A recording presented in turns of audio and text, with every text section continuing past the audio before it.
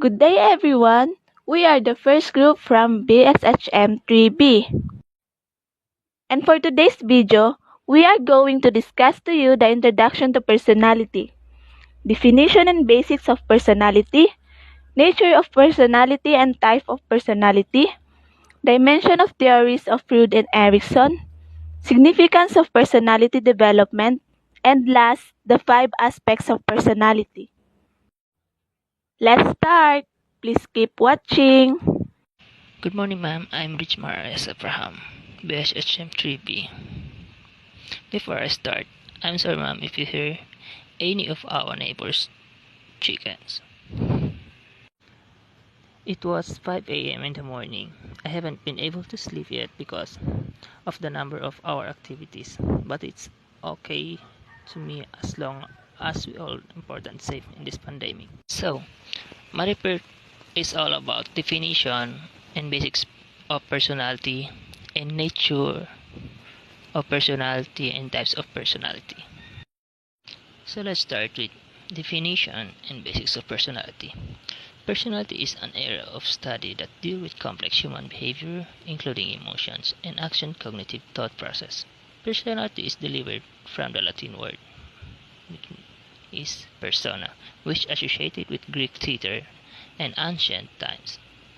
The Greek actor commonly used to wear masks on their faces during their performance on the stage. Personality was thought to be the effect and influence which the individual wearing mask left on the audience. Let's proceed to the next page.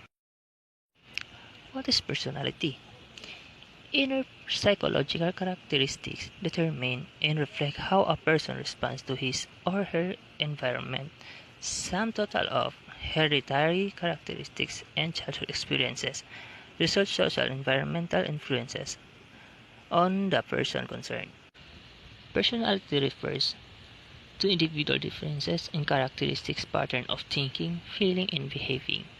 It also refers to the long-standing traits and pattern to proper individuals to consistently think, feel, and behave in specific ways.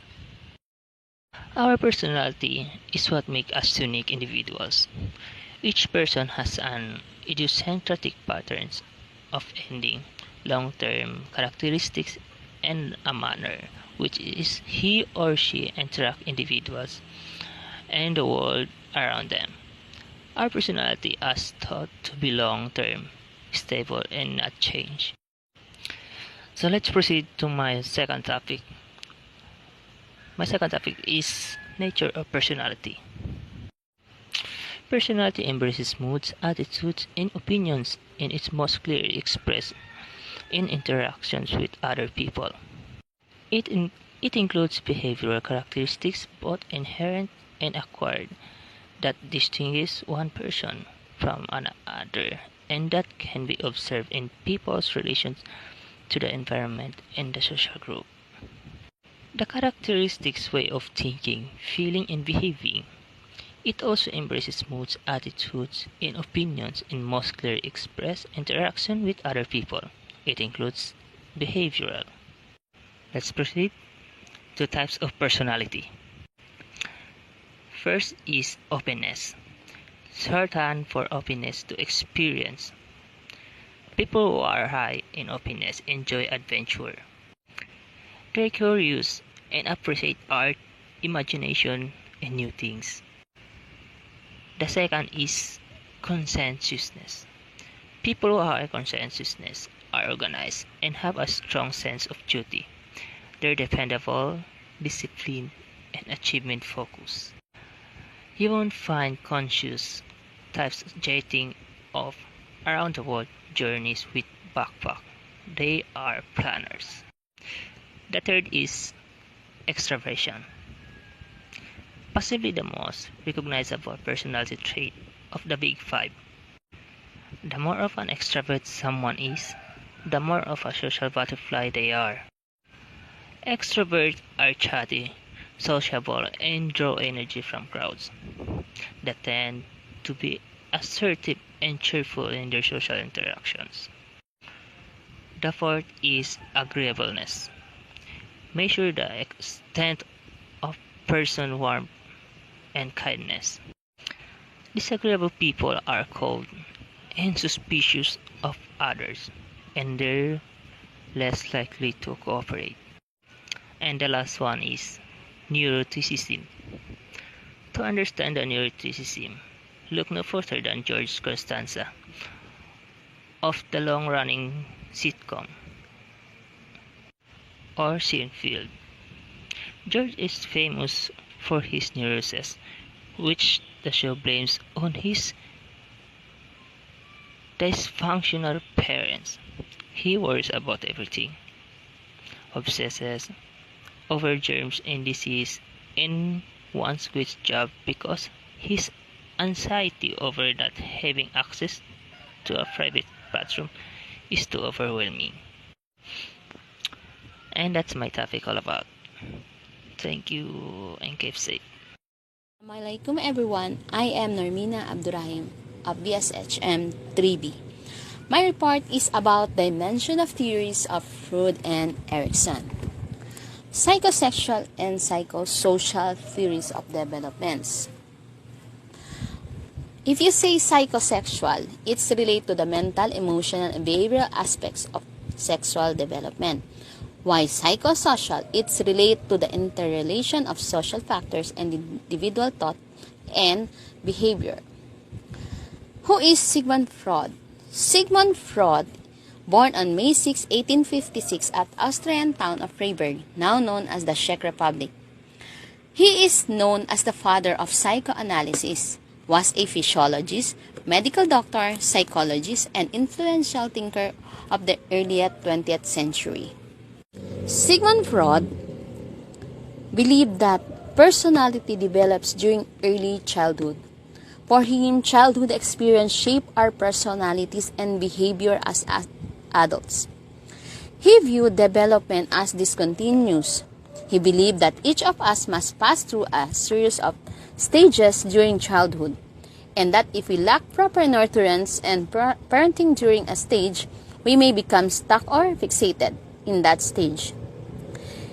He called the stage of psychosexual development.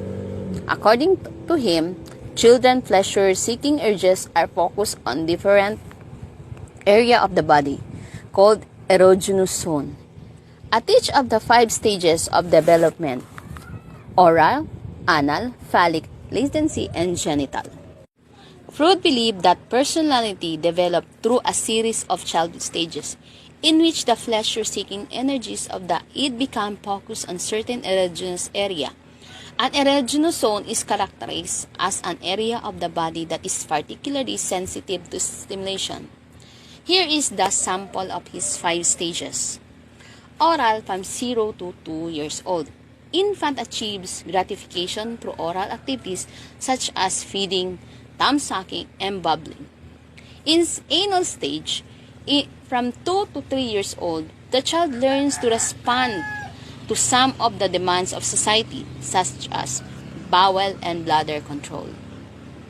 In his third stage, in phallic, from 3 to 7 years old, the child learns to realize the differences between males and females and to become aware of sexuality. In his fourth stage of latency, from 7 to 11 years old, the child continues his or her development, but sexual urges are relatively quiet. In his last stage, the genital, from 11 to adult, the growing adolescent shakes off all deficiencies and learns to deal maturely with the opposite sex. While most of the Freud's ideas said that found support in modern research, we cannot discount the contributions that Freud has made to the field of psychology. Psychologists today dispute Freud's psychosexual stages as legitimate explanation for how one's personality developed. But we can take away from Freud's theory is that personality is shaped in some parts of our experience we have in childhood. These stages are discussed in detail in the module of personality. Modern psychology has produced very little to support many of his claims in the decades. Since their initial presentation, For instance, there is no scientific evidence in support of the idea that boys lust after their mothers and hate their fathers. Also, there's no proof of id, ego, and superego in their respective aspects of control over the human psyche. Mas we still like to those terminologies today. He was totally, utterly wrong about the differentiation of psychology of gender. And this is just a small sampling of his theories and ideas that have been debunked in the decades since their psychosocial theory of development. Erik Erikson. His real name is Erik Salomonsen, born on June 15, 1902 at Frankfurt, Germany. Erik Hamburger Erikson has a German-American developmental psychologist and psychoanalyst known for his theory on psychological development of human beings. He may be most famous for coining the phrase identity crisis. Erik Erikson, another stage theorist, took Freud's theory and modified it as psychosocial theory. Erikson's psychosocial development theory emphasizes the social nature of development rather than its sexual nature, while Freud believed that personality is shaped only in childhood. But Erikson proposed that personality development takes place all through the lifespan. Erikson suggested that how we interact with others is what affects our sense of self, or what he called the ego identity. Erikson maintained that personality development is predetermined in order through 8 stages of psychosocial development, from infancy to adulthood. During each stage, the person experienced a psychosocial crisis, which could have a positive or negative outcome for personality development. These crises are of the psychosocial needs of the individual, example, psycho, conflicting with the needs of society, example, social. According to the theory, successful completion of each stage result in a healthy personality and the acquisition of basic virtues. Basic virtues are characteristic strengths which the ego can use to resolve the subsequent crisis. Failure to successfully complete a stage can result in a reduced ability to complete further stages and therefore a more unhealthy personality and sense of self. These stages, however, can be resolved successfully at a later time. Erikson proposed that we are motivated by a need to achieve confidence in certain areas of our lives. According to psychosocial theory, we experience 8 stages of development over our lifespan, from infancy through late adulthood. At each stage, there is a conflict or task that we need to rescue. Successful completion of each developmental task results in a sense of confidence and a healthy personality. Failure to master this task leads to the feeling of inadequacy. Erikson believed that we are aware of what motivates us through life, that the ego has greater importance in guiding our actions than does the id. We make conscious choices in life, and these choices focus on meeting certain social and cultural needs rather than purely biological ones. Humans are motivated, for instance, by the need to feel the world is trustworthy place, that we are capable individuals, that we can make a contributions to society, and that we have lived a meaningful life. These are the psychological problems. Erik Erikson proposed the psychosocial theory of development in each stage of Erikson's theory. There is a psychosocial task that we must master in order to feel a sense of confidence. Erikson's theory of psychosocial development gives us a way to view the development of a person through an entire lifespan. But like all theories, it has its limitation. He doesn't describe the exact way that conflicts are resolved.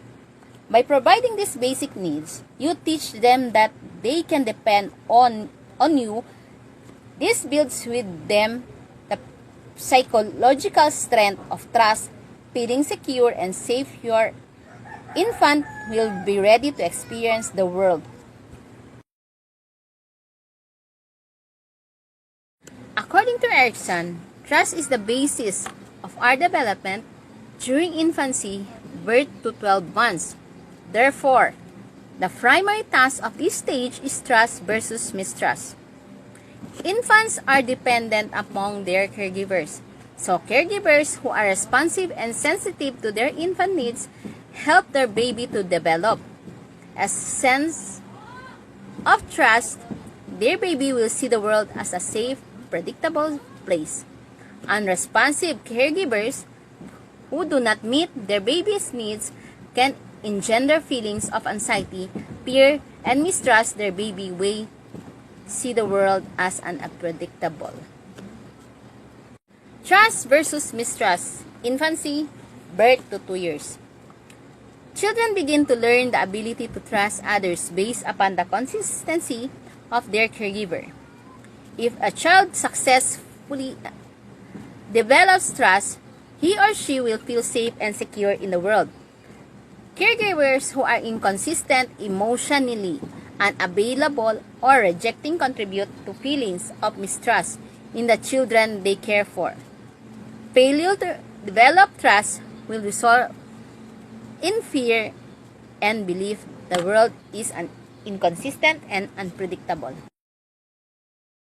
Toddlers ages 1 to 3 years begin to explore their world. They learn that they can control their actions and act on the environment to get results. They begin to show clear preference for certain elements of the environment, such as food, toys, and clothing. As toddlers, main task is to resolve the issue of autonomy versus shame and doubt. By working to establish independence, this is the mid-to-it stage.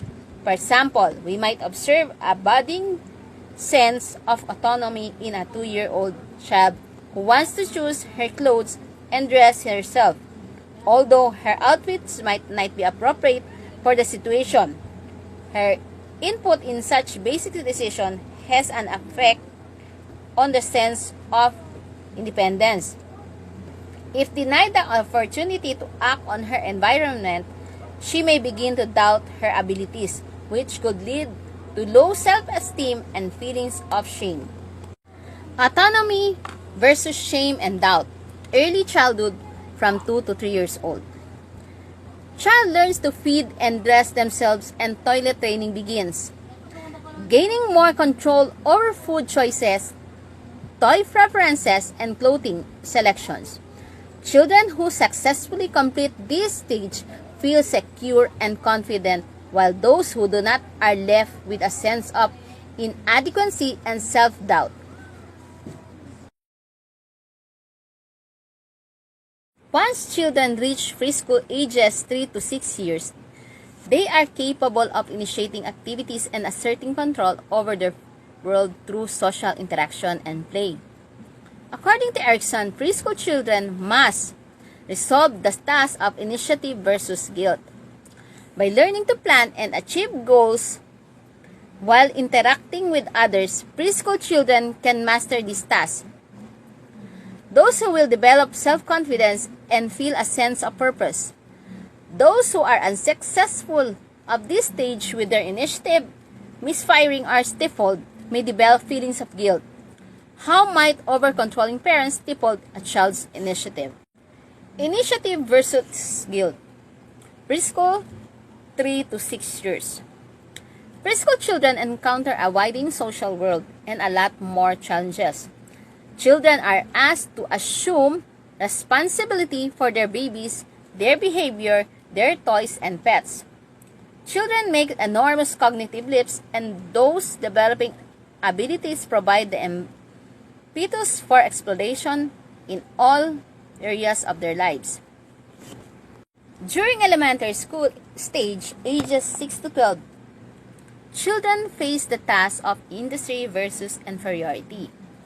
Children begin to compare themselves to their peers to see how they measure up.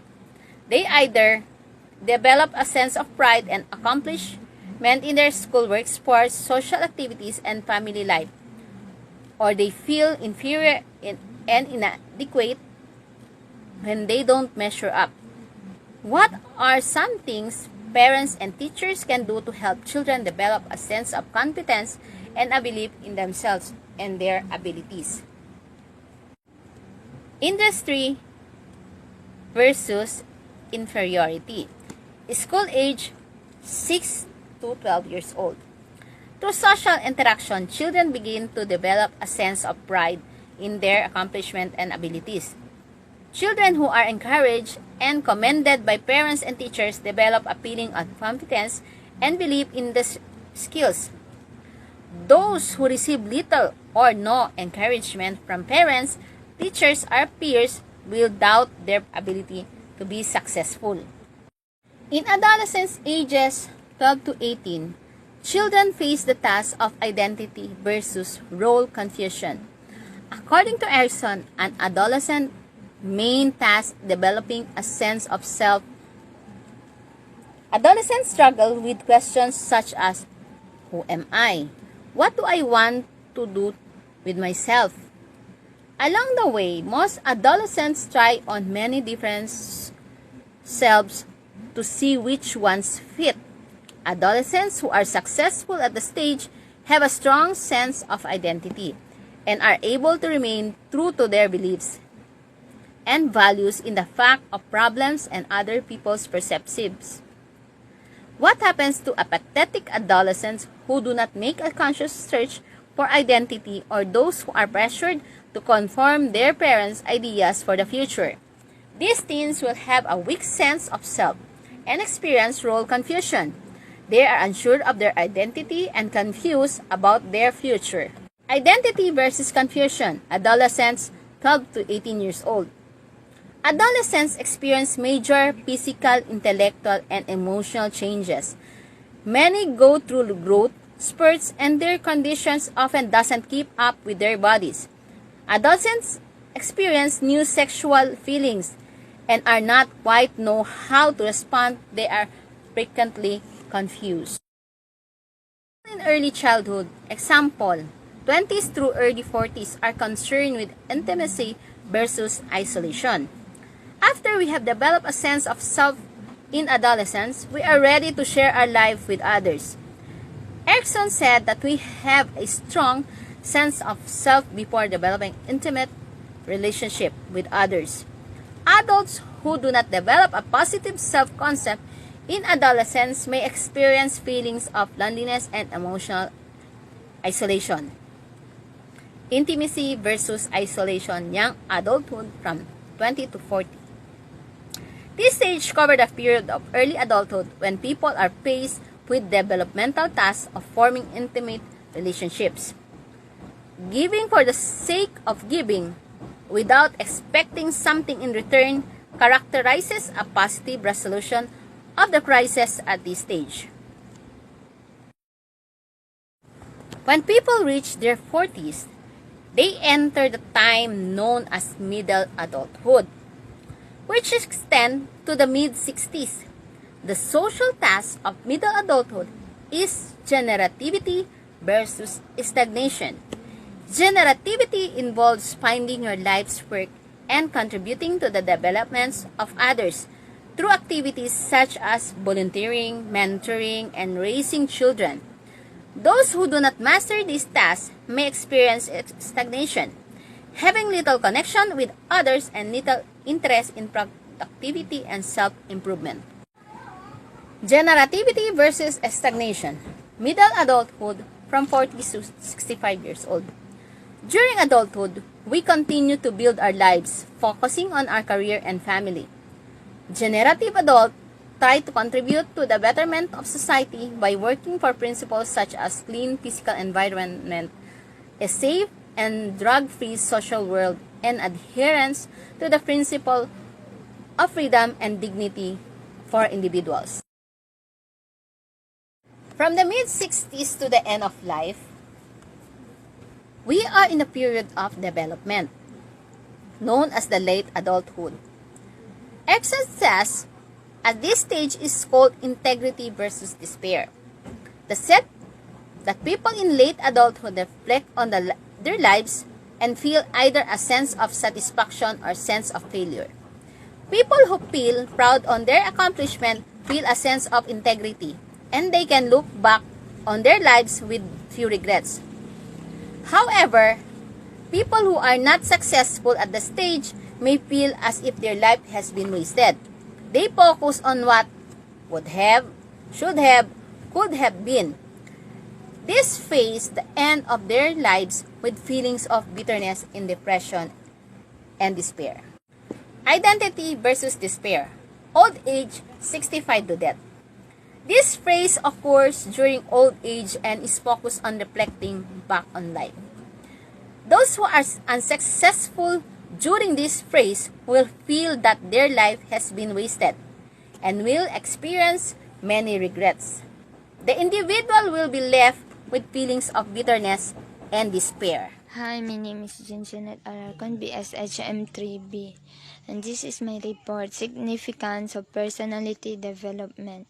Importance of Personality Development, give confidence. A great personality tends to give a boost to your confidence. When you know you are appropriately attired and groomed, this makes you less anxious when meeting a person. Knowing the right things to say and how to conduct yourself will increase your confidence. So, more than just thinking positive, you have to put into action. Action actually is the key to developing self-confidence. It's one thing to learn to think positive, but when you start acting on it, you change yourself one action at a time. Example, is a student feeling positive and prepared for a test they are about to take. Next is improve communication skills. A lot of emphasis is given to improving communication skills during personality development. Possessing good communication skills is a very important, both personal and professional life. People are more receptive to what you say if they're impressed with your personality. So speaking slowly always helps as it allows you to find appropriate words and also reflects thoughtfulness, emphasize important and relevant words for the other person to the importance. Speaking confidently is the key to an impressive and great personality development. Proper eye contact with the other person. Next, helps to develop positive attitude. Positive attitude is really important for one to progress in life. A person with a positive attitude always look at the brighter side and is always on a developmental path. An individual with a negative attitude finds a problem in every situation. So listen to your internal dialogue. When faced with a negative thoughts, turn it around to make it into a positive thought. For example, I am no good at this. Could be changed to maybe this is not one of my strengths, but I've tried my hardest and I am skilled in many other things. Interact within positive environments and with positive people. Go places that have special meanings and positive memories or associations. Makes you credible. It is very important to have a proper dressing sense and picking up right dress for you, despite the saying that you don't judge a book by its cover. People do tend to judge people by their clothing and how it worn. Also, your dress plays a great deal of role in your overall looks and your confidence as so there are many traits that can help you become successful.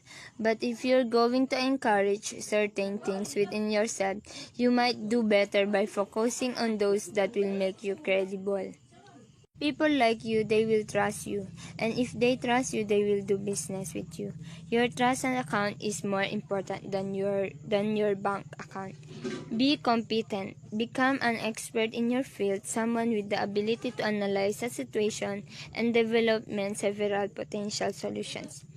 Be confident in your capabilities so people know you are the one they can count on. Do say and think should be consistent. The message you're sending out, the actions you take, and the things you allow into your heart and mind, thoughts should all be in total alignment with who you are and what you do. Credibility only happens when everything is consistent from the inside out. Authenticity to cultivate credibility when you're trying to win trust. You can rely on the fake it till you make it approach. The basis for establishing your business or your leadership is a solid foundation that provides tremendous lasting stability no matter what changes may be ahead.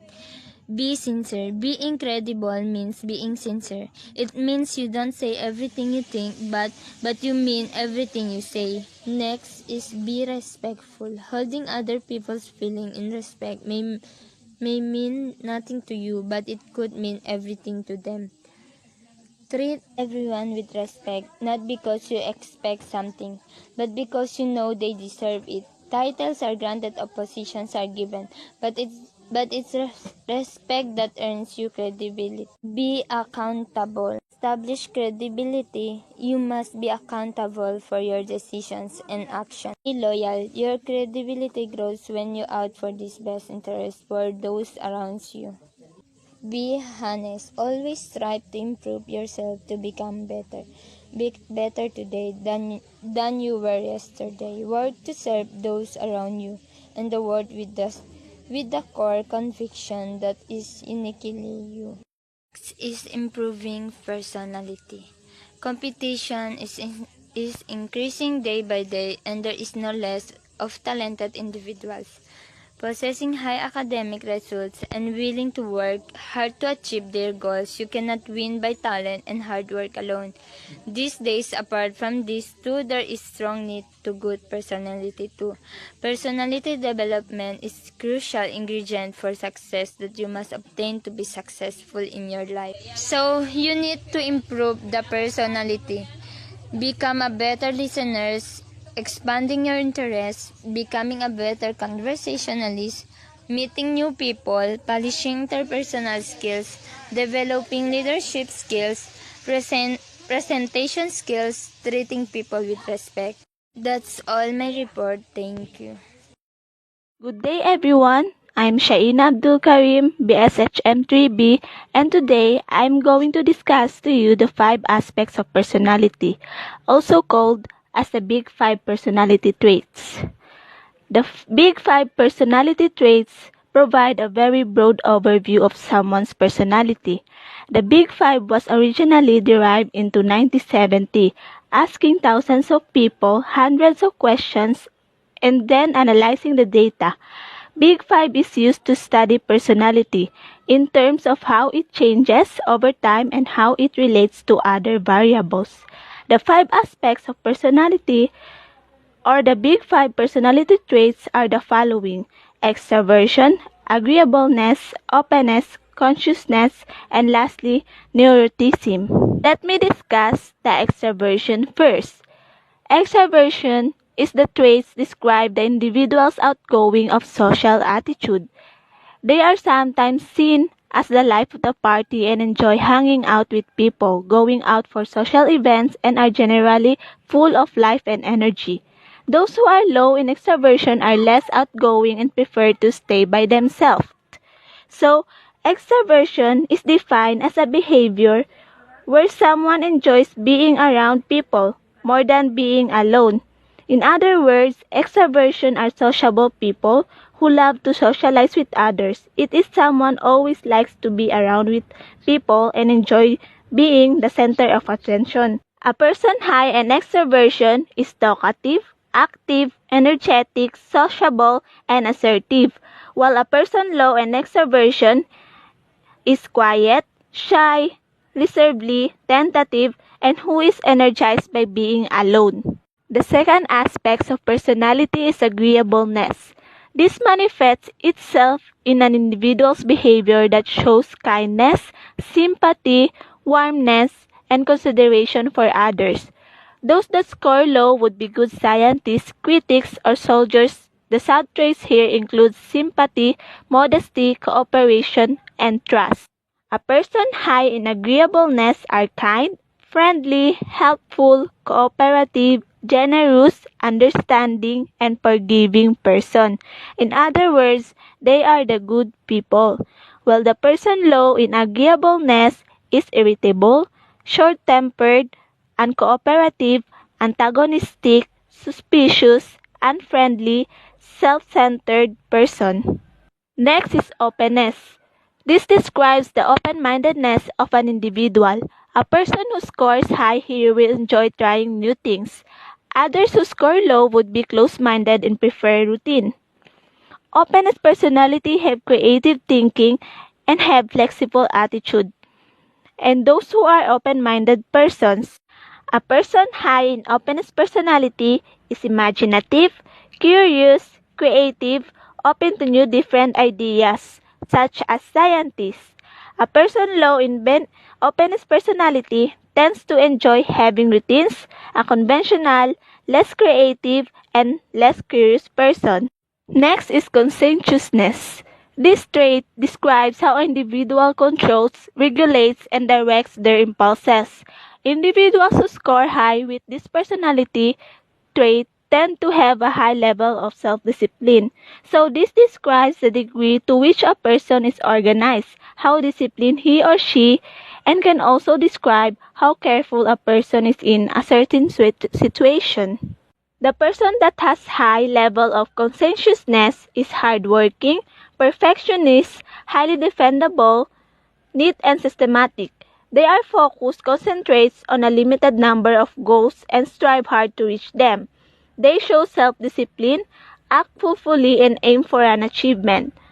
A person who has low level of conscientiousness is a person who has less oriented, criminal behavior, irresponsible, and disorganized behavior. And last but not the least is neuroticism. This also means emotional stability. It describes an individual's ability to stay balanced and stable when faced with tough challenges. One who scores high in neuroticism has the tendency to experience negative emotion. Those with high emotional stability are preferred in most professions as they have control over their emotions, while those with low stability can be distracted by the deadlines, personal situations, and pressures. People high in neuroticism experience negative emotions like anxiety and depressions. People low in neuroticism are calm, unemotional, and even-tempered. Those are the 5 aspects of personality or the big 5 personality traits. That's all. Thank you for watching.